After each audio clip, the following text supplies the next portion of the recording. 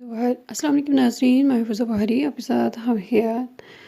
ناظرین، میں آپ کے سامنے دعا کی قبولیت کے دو مجرب ترین عمل پیش کرنے کی سعادت حاصل کر رہی ہوں۔ حضرت امام محمد مہدی علیہ السلام سے توسل کے ذریعے اگر کسی شخص کی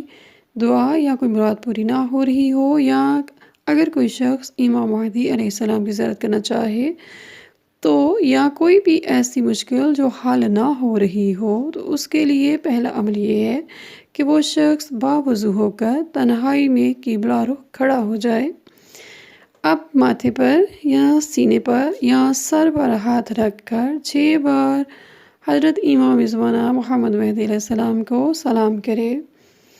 السلام علیکہ یا صاحب العصر والزمان، السلام علیکہ یا صاحب العصر والزمان۔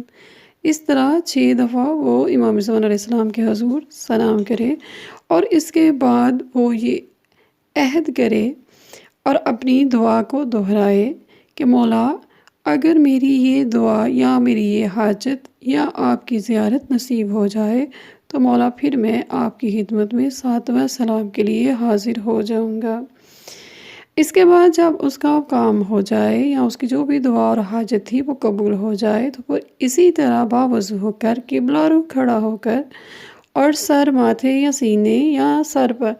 رکھ کر ایک بار کہے السلام علیکہ یا صاحب العصر والزمان، درود پاک پڑھے اور اللہ تعالیٰ کا شکر ادا کرے۔ عمل نمبر 2، نماز فجر یا نماز مغرب کے بعد۔ یاد رکھیے گا، یہ عمل نماز فجر سے پہلے یا نماز فجر کے بعد، اسی طرح نماز مغرب سے پہلے یہ عمل آپ نے کرنا ہے۔ 3 دفعہ درود پاک پڑھ کے درمیان میں 100 مرتبہ سورہ قدر یعنی انا انزلناہ فی لیلۃ القدر پڑھنی ہے، اور پڑھنے کے بعد اس کا ہدیۃً جناب مولا امام مہدی علیہ السلام کو تحفۃً اس کا ثواب پیش کرنا ہے،